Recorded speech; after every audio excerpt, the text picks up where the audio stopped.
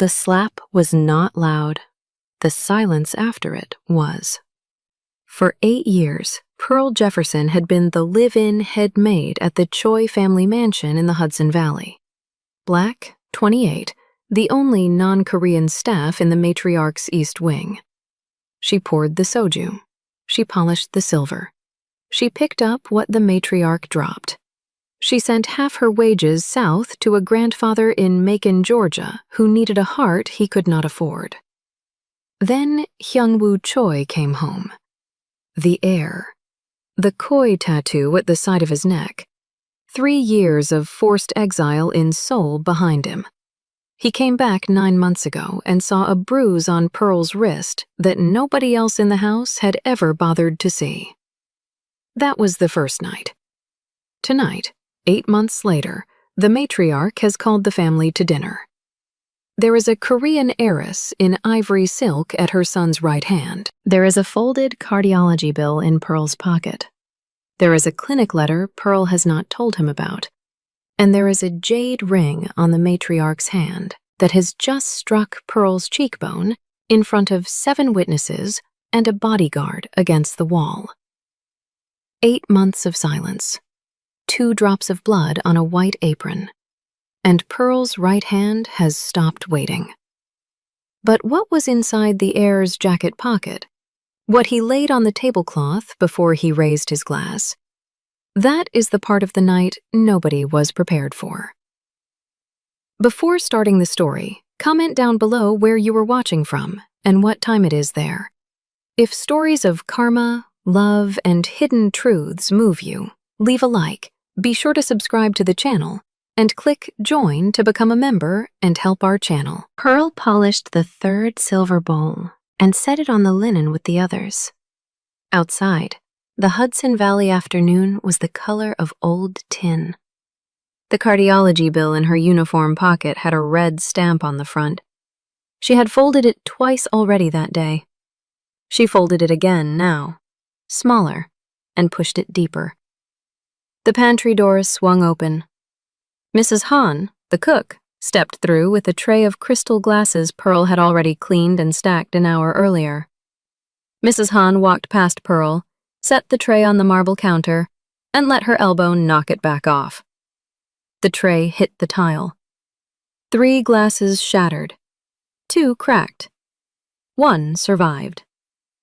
Mrs. Han did not look at her. "Clean it before Mrs. Choi sees," she said in English, with the flat accent she used only when she wanted Pearl to understand. Then she walked back out. Pearl knelt. The shards were small and clean. She picked them up one at a time.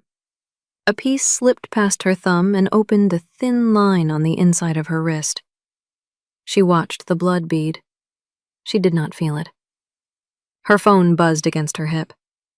2 short pulses, then a 3rd. She read the screen with the hand that wasn't bleeding. "Don't be afraid tonight." 3 words. No name on the contact.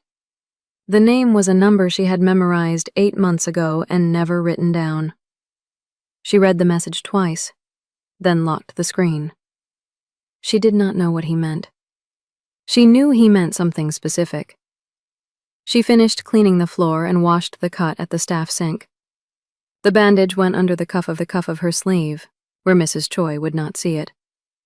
She pressed her palm against her stomach, very lightly, the way she had been pressing it for 3 days, 6 weeks. The doctor in Poughkeepsie had said the words out loud and then waited for Pearl to react. Pearl had thanked her, paid the cash copay, and driven back along the river road with the radio off. She had not told anyone. She had not told the man she would have to tell. She lifted the silver tray. 8 bowls now. 8 place settings tonight. The dining hall on the south side of the house was lit before the sun went down. Mrs. Choi liked it that way. The chandeliers warm, the windows still pale, so the room would look like an oil painting from the doorway. The long table was set with the 80-year-old porcelain. The chair at the head was hers.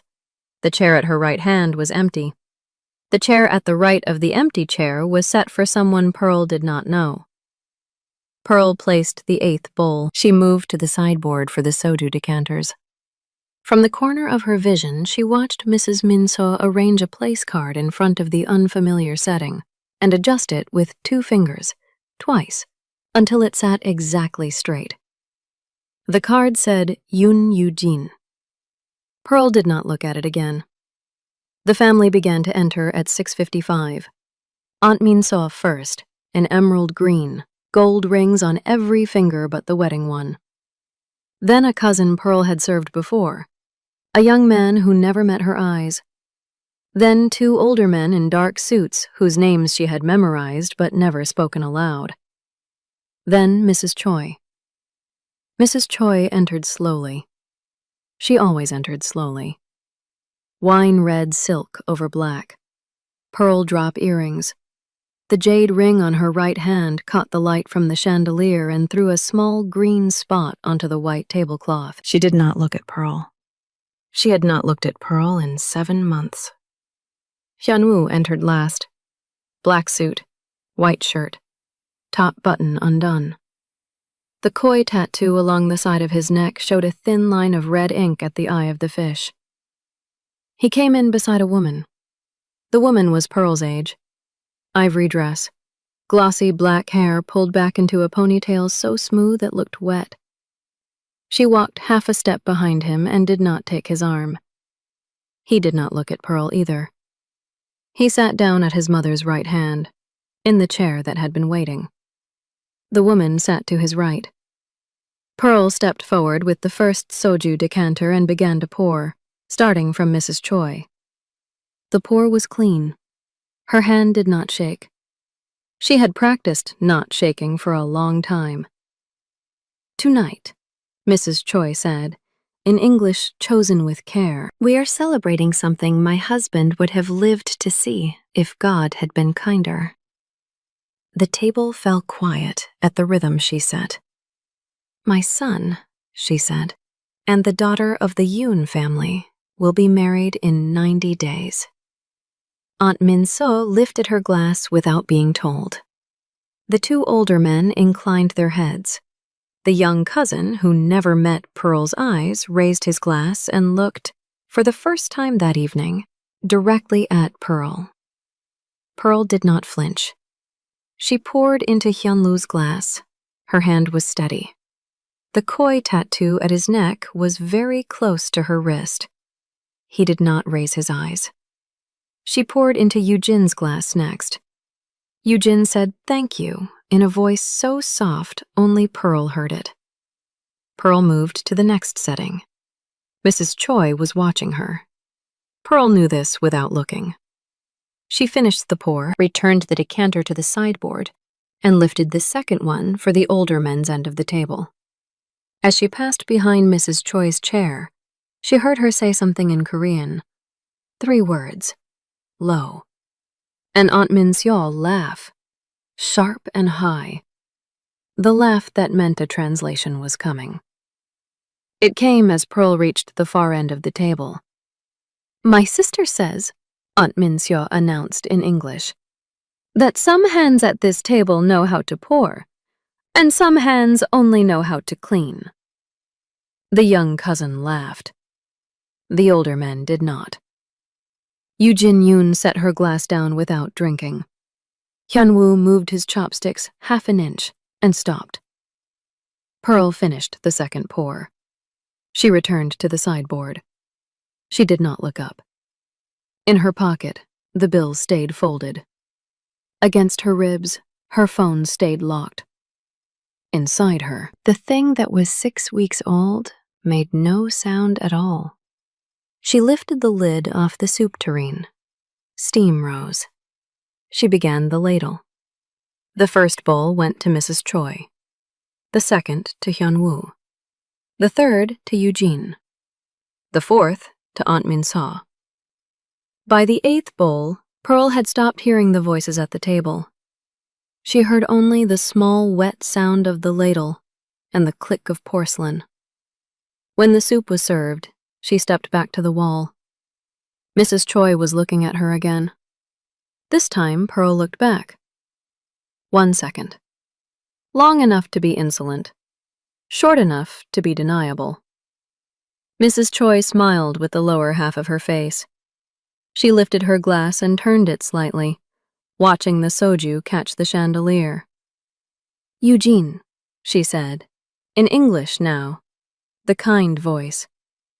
"Tell us about your father's new building in Fort Lee. He has been quiet about it for too long." Eugene began to speak. Pearl, against the wall, finally allowed herself to let her shoulders drop a quarter of an inch. The breath she had been holding came out through her nose. She glanced, a single short glance, at Hyunwoo. He was looking at the wineglass in front of him, not at his mother, not at his bride-to-be. He was looking at the glass, and the koi at his neck moved with the small swallow of his throat. His phone, face down on the white tablecloth beside his bread plate, lit up once and went dark. Pearl's pocket vibrated against her hip a half-second later. She did not lift the phone. She knew what it would say. She looked instead at the back of Mrs. Choi's head, the black bob, perfectly cut, the single jade pin at the crown, the wine-red silk falling smoothly across her shoulders. The matriarch was still smiling at Eugene. The matriarch had not stopped smiling since the announcement. Pearl thought, she has known for weeks. The thought arrived without volume. It arrived the way a date arrives on a calendar you have been avoiding. She had known the matriarch was watching her. She had felt it for weeks.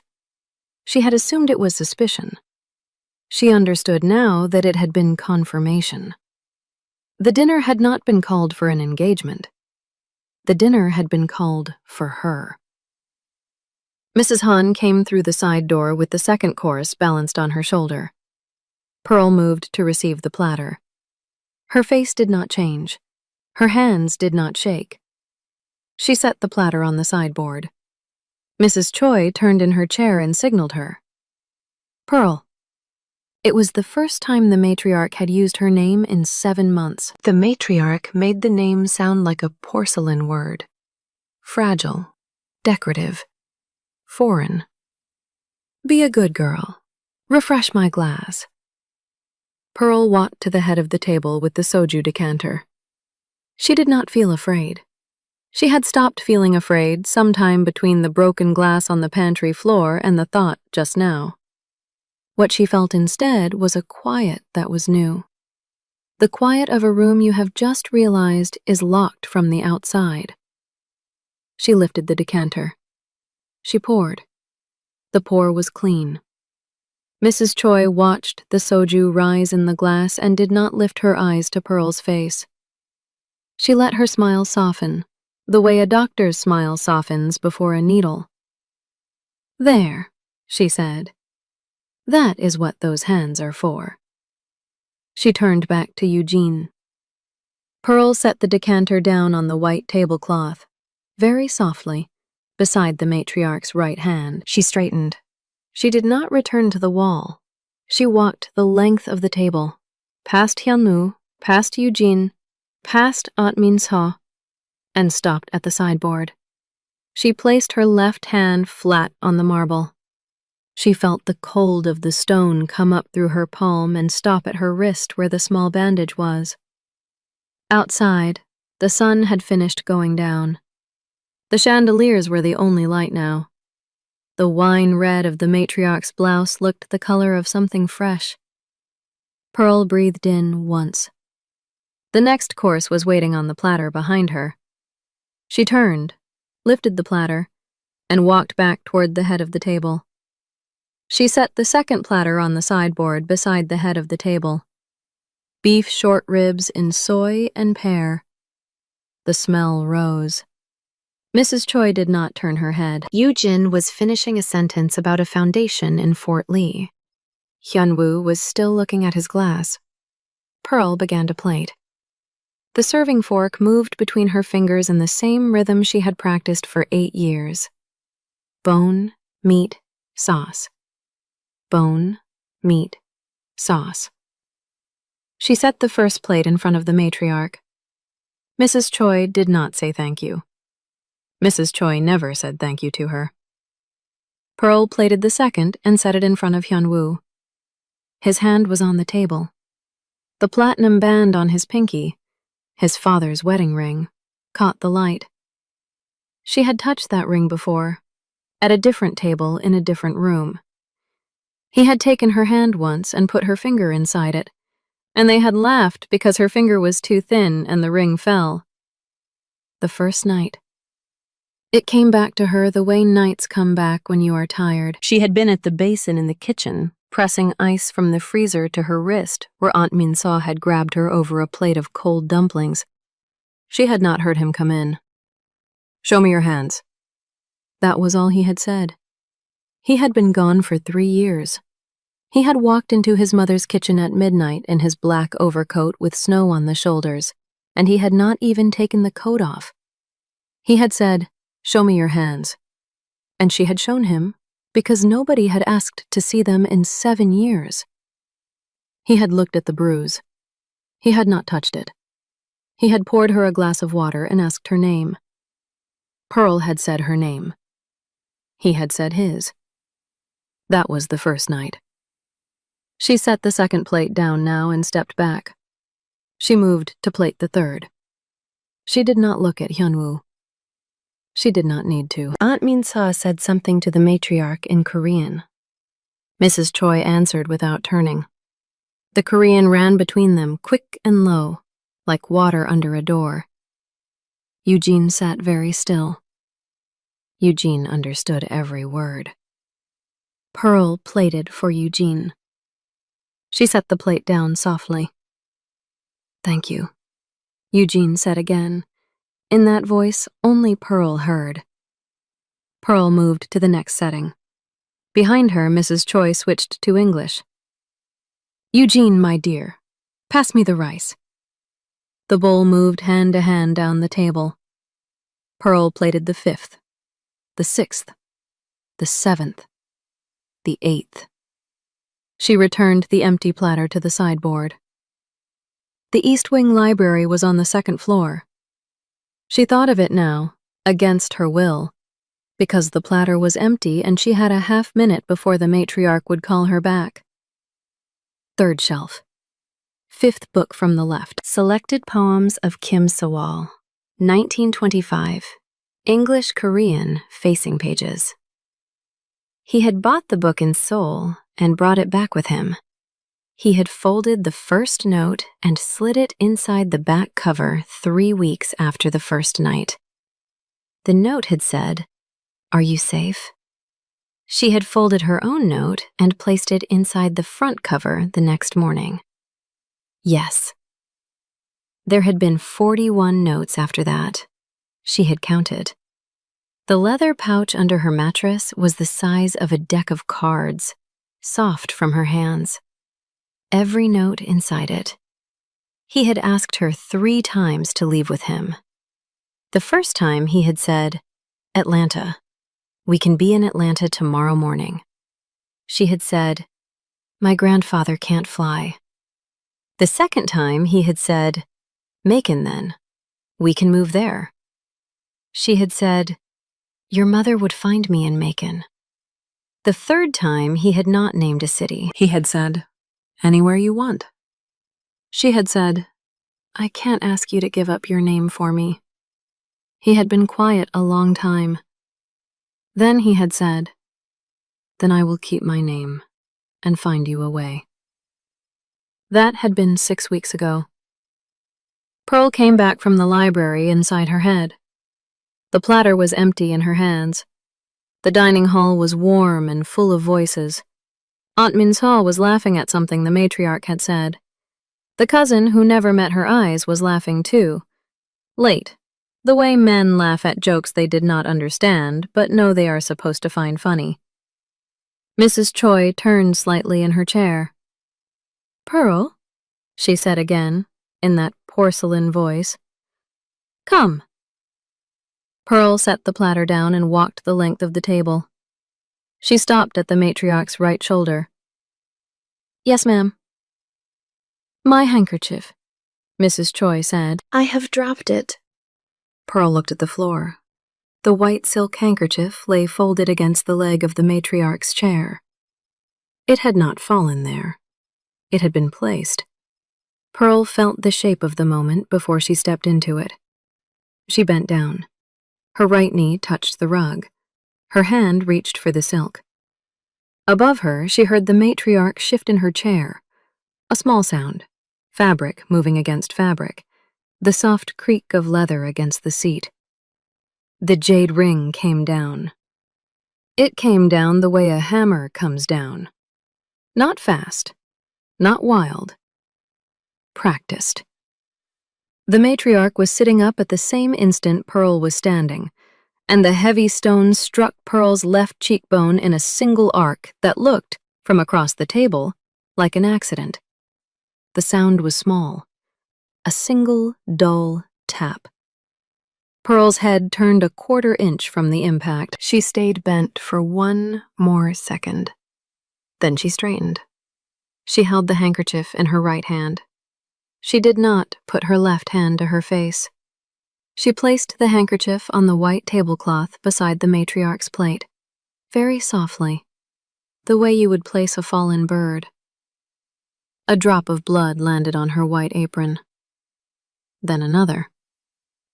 Aunt Minsaw laughed. It was the same laugh as before. High, sharp. The kind of laugh that hangs above a table after a knife has been put down. Yu Jin-yoon did not look up. Her hand had stopped halfway to her glass, and now it lowered, slowly, to her lap. The cousin who never met Pearl's eyes now, and looked away again. Fast. The two older men were silent. Hyunwoo's right hand was around the stem of his wine glass. The stem cracked. The sound was small, smaller than the slap of the ring, but Pearl heard it. A thin red line slid down between his fingers. He did not move his hand. He did not lift the glass. He did not take his eyes from his mother's face. Mrs. Choi smiled, the lower half of her face only. "My apologies," she said in her clean English. "These rugs catch on everything. Pearl, be a good girl and bring more wine." Pearl did not move.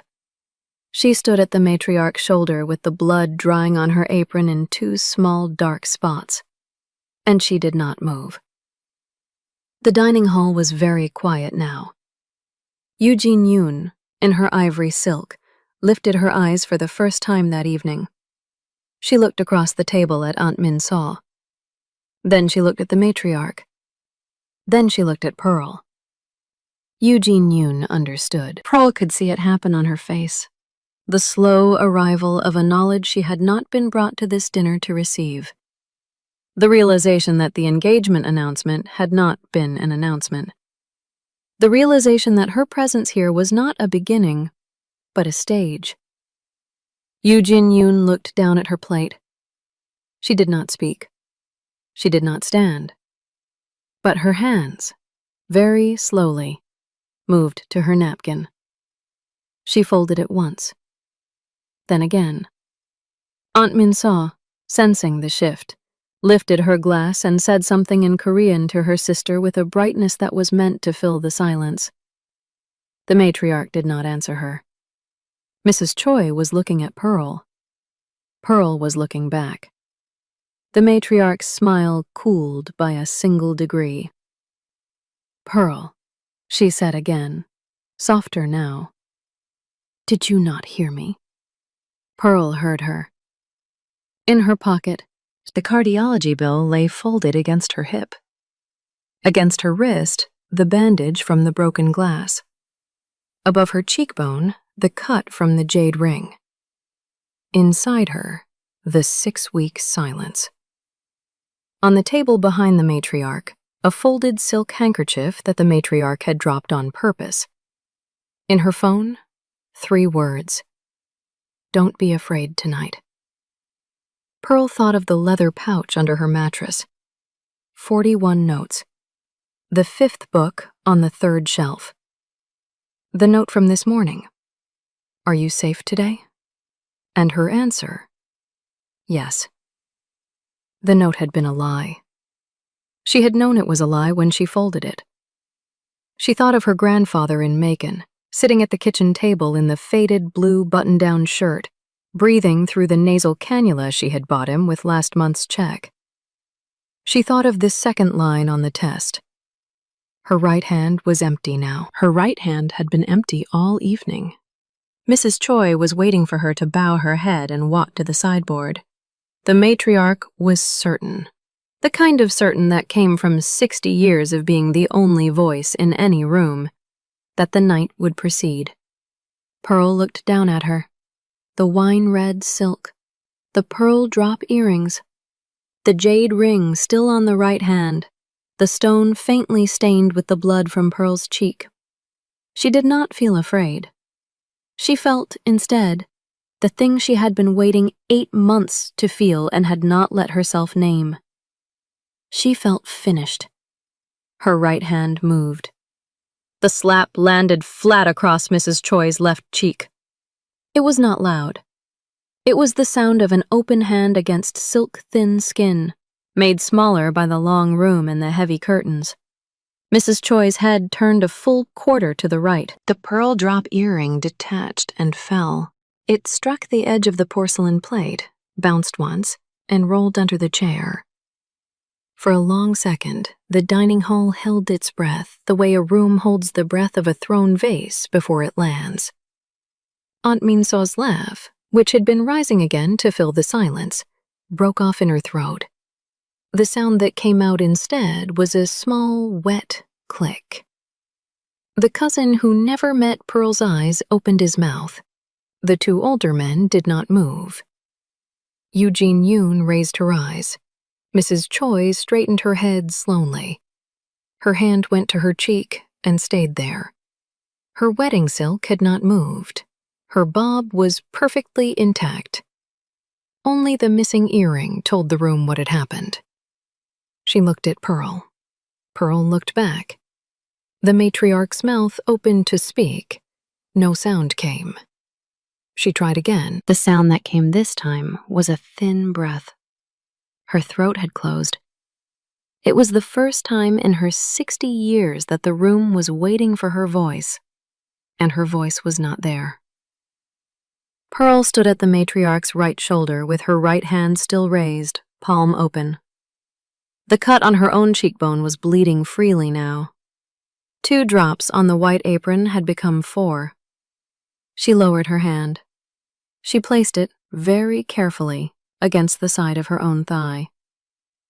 Taejun, the bodyguard, against the wall behind the matriarch, took a single step forward. His shoes made a soft sound on the rug. He stopped. He looked at Mrs. Choi. He waited for her command. Mrs. Choi's hand was still pressed to her cheek. She tried to speak. Nothing came. She closed her mouth. Her eyes, small, dark, narrow, moved from Pearl to her son. Hyunwoo had not moved. The cracked wineglass was still in his right hand. The thin line of blood from his cut palm had reached the cuff of his white shirt. It stained the cuff a darker shade of red than the wine. Taejun looked at Hyunwoo. He waited. He had served the Che family for 16 years. He had served the patriarch first. He had served the matriarch after the patriarch died. He knew, the way men in his work know, that the next person who spoke would be the person who held the room.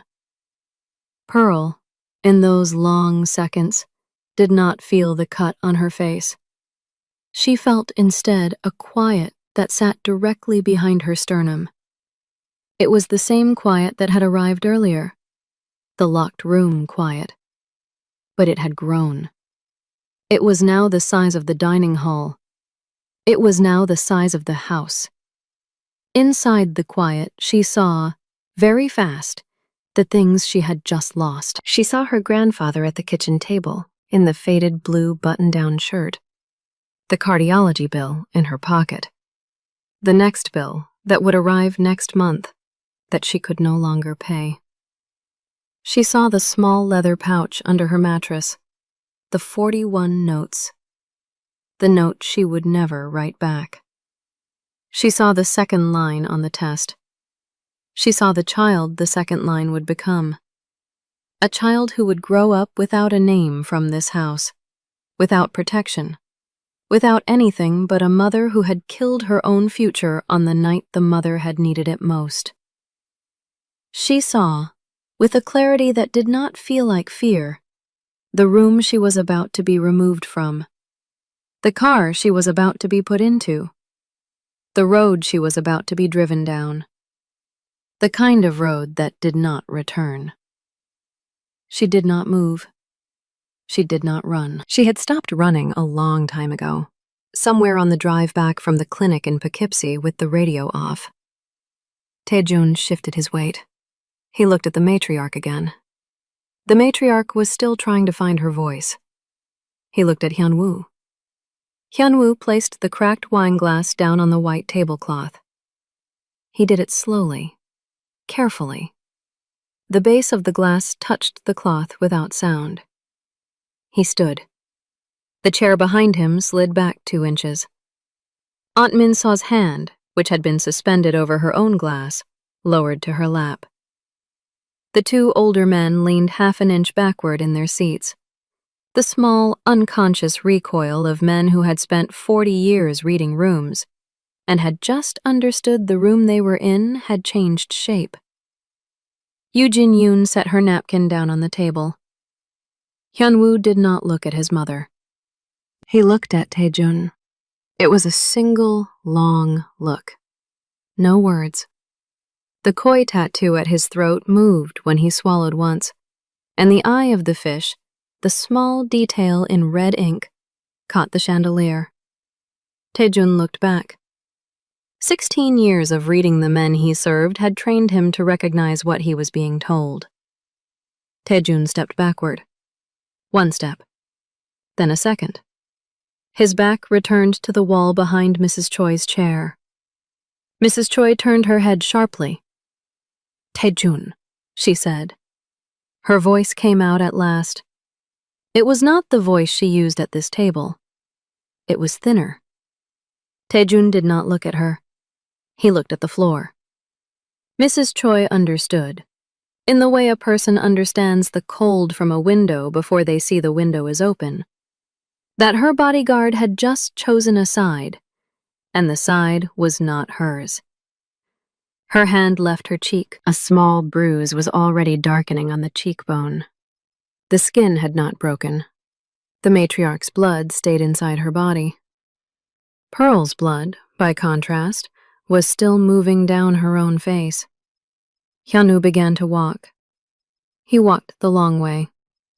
Behind his mother, behind Aunt Minsaw, around the foot of the table. Behind the cousin who never met Pearl's eyes. Behind the 2 older men. Around again. The walk took him the full length of the dining hall. Nobody at the table moved during the walk. Nobody breathed loudly. He stopped beside Pearl. He did not touch her. He stood a half step behind her right shoulder, exactly where she had stood when she had served his mother. And he faced his mother. Pearl could feel the heat of him, the wool of his suit jacket, the faint scent of his soap, the ring on his pinky finger that she had touched once at a different table. She did not turn. She did not lift her hand. She looked at the matriarch, and she waited. Mrs. Choi looked at her son, then at Pearl, then at her son again. The smile that had stayed on her lower face since the start of the evening was gone now. Her mouth was a flat line. She tried to make her face hard. The face had worked for 60 years on every audience she had ever owned. The face did not work tonight. Her right hand, the hand with the jade ring, moved slowly toward her glass. It did not reach the glass. It stopped halfway. The hand began to shake. Not visibly, not from across the table. But Pearl, standing beside her son, standing beside her, saw the small tremor at the matriarch's wrist where the silk ended. Aunt Minsaw opened her mouth. "Hyunwoo, what are you—" "Quiet." It was the first word he had spoken at the table. It was English. It was low. It was not loud. Aunt Minsaw's mouth closed. Hyunwoo did not look at her. He kept his eyes on his mother. The room held. Pearl, in the long seconds that followed, allowed herself a single breath. The breath went in through her nose, slow and deep, and came out the same way. Her cheek was bleeding less now. The blood had begun to clot at the small cut. Her apron carried 6 small dark spots. The dining hall was the same dining hall it had been 10 minutes ago. The chandeliers were the same. The porcelain on the table was the same. The wine-red silk on the matriarch's shoulders was the same. The smell of beef short ribs and pear sauce was the same. The only thing that had changed was the direction the room was facing. It was now facing Hyunwoo. It was facing him because he was standing, and because his mother was sitting, and because the bodyguard had stepped back to the wall. Taejun, against the wall, kept his eyes on the floor. He did not look at Mrs. Choi. He did not look at Pearl. He waited. Hyunwoo reached into the inner left pocket of his black suit jacket. His hand moved without hurry. The motion was the motion of a man reaching for a wallet at a counter.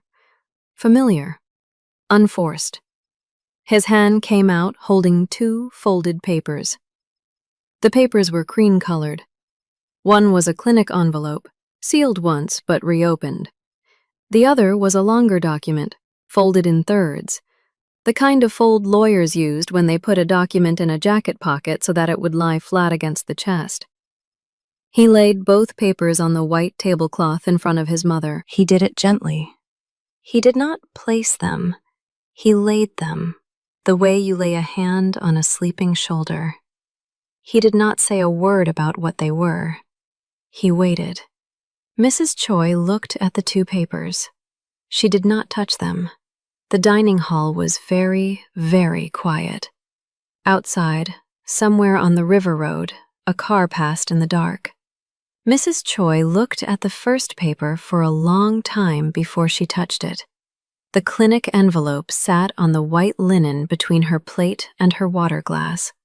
The flap had been opened once and pressed shut again. The address was a women's clinic in Poughkeepsie. The name on the front was Pearl Jefferson. The matriarch lifted the envelope. Her hand was steadier now.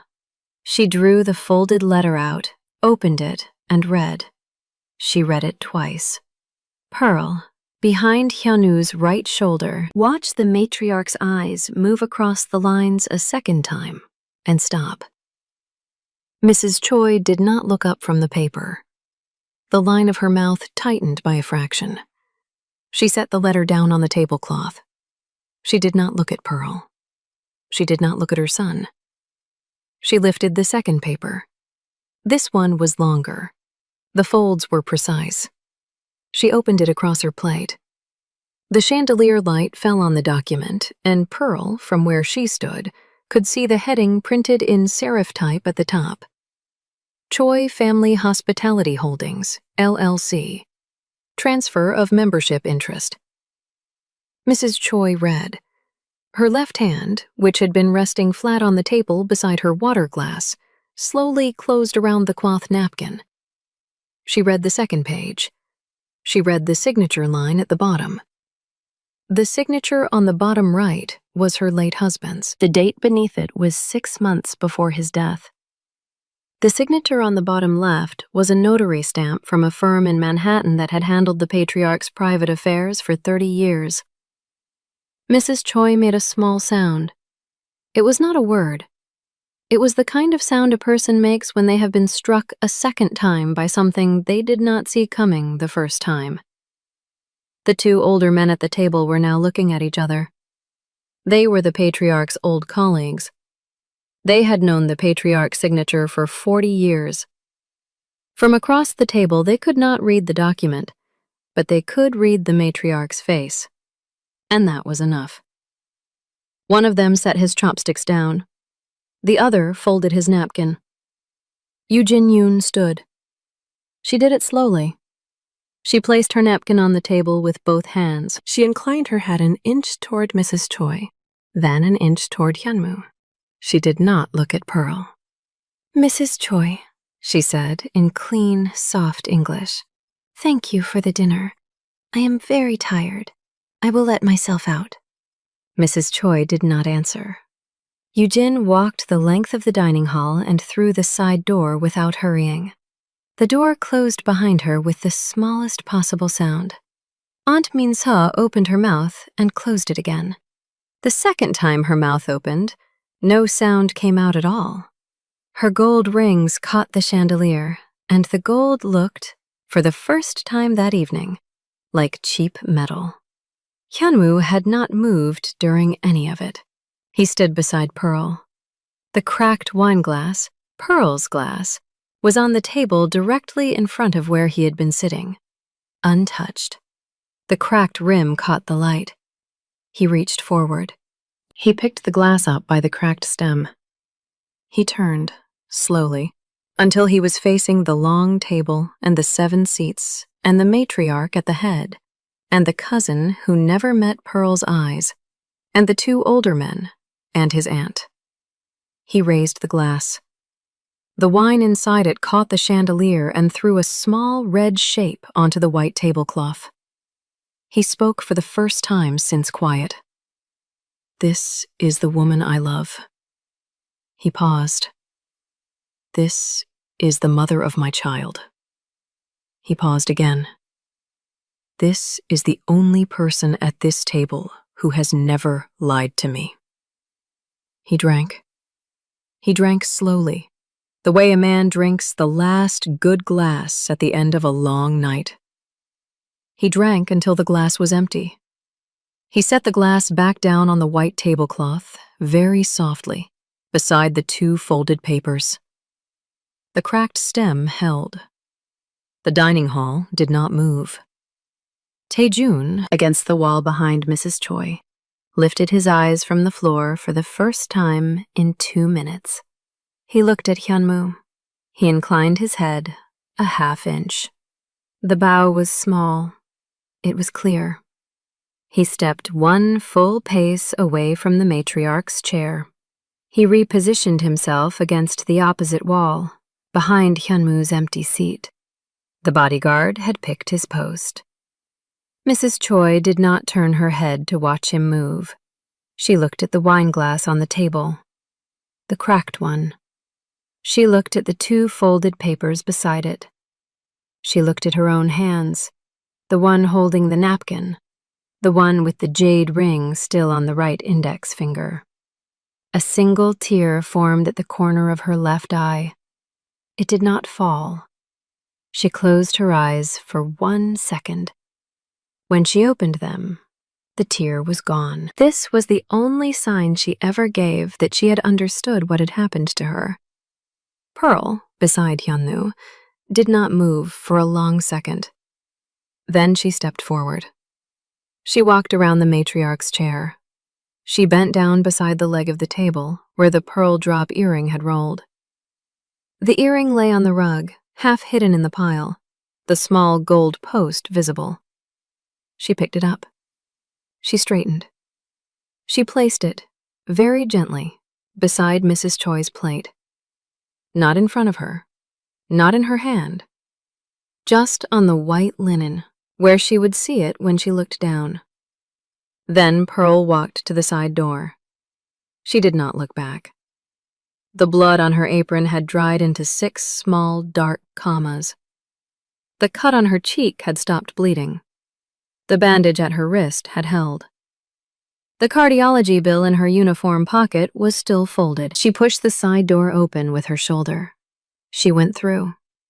Behind her, Hyunmoo set his cracked glass down for the second time and walked the length of the dining hall and through the same door without speaking. The East Wing Library was on the 2nd floor. The hallway was lit by sconces. The carpet absorbed her footsteps.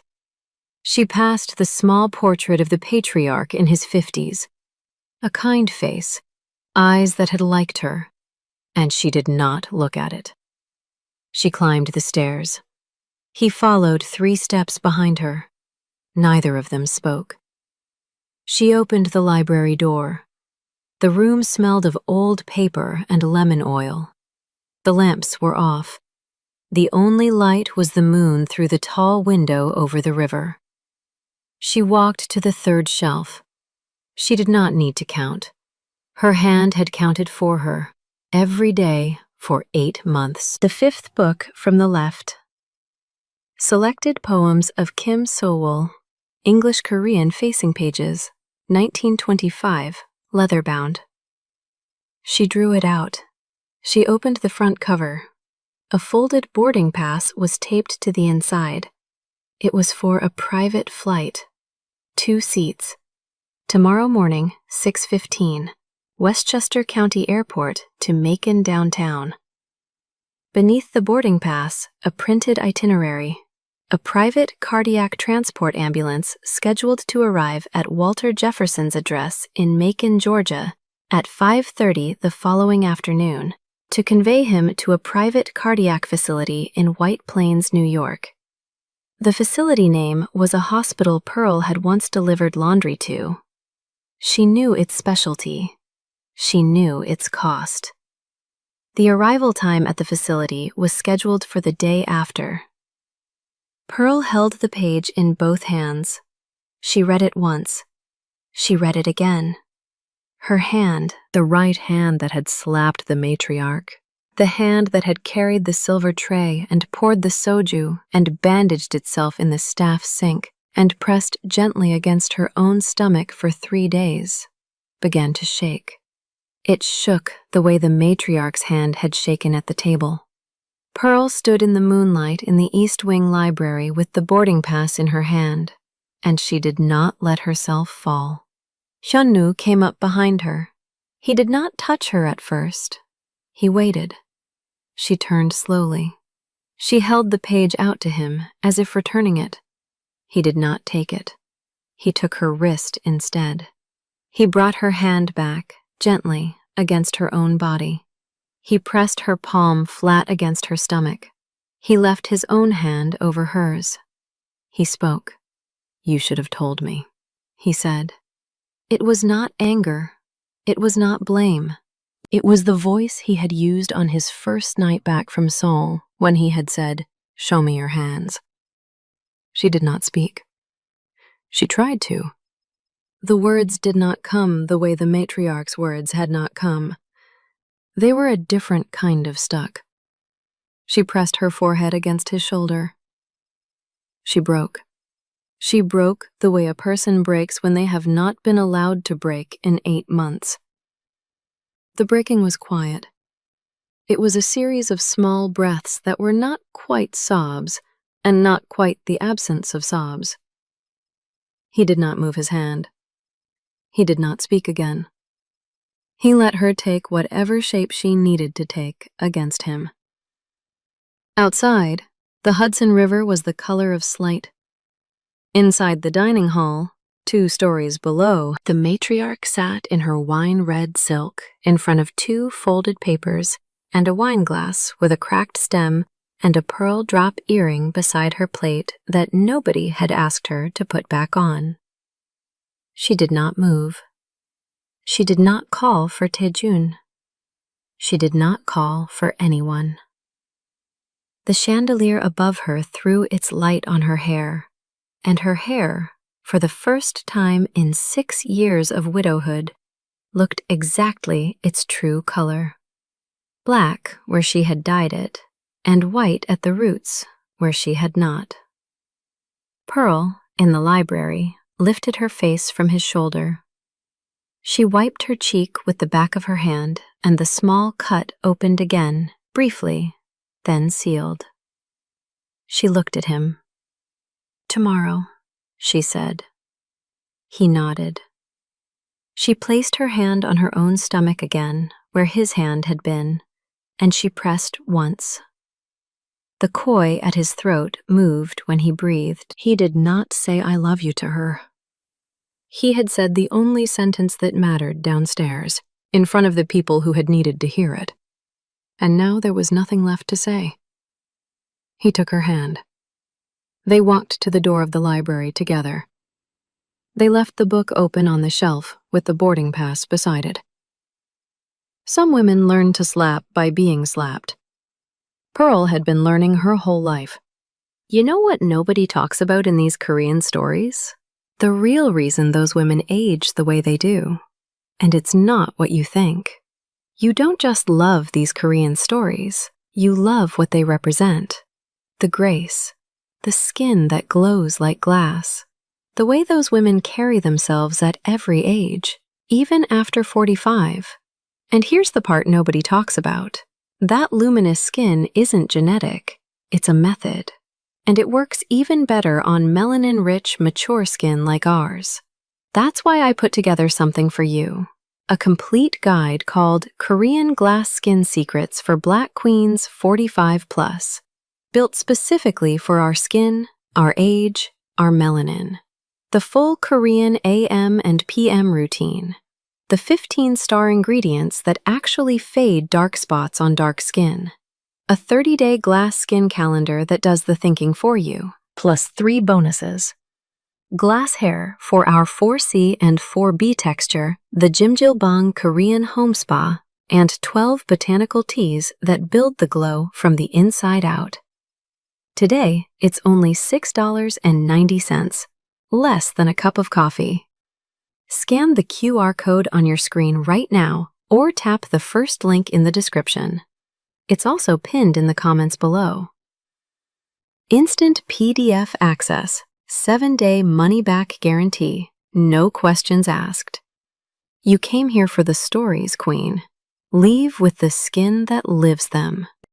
If this story moved you, stop for a moment and reflect. Have you ever served people who refused to see you? What kind of love stops the dinner to say your name? Tell us your experiences and feelings in the comments. We read them all. And if you believe in stories about dignity, motherhood, and awakening, leave a like. Be sure to subscribe to the channel and click Join to become a part of our community and help the channel.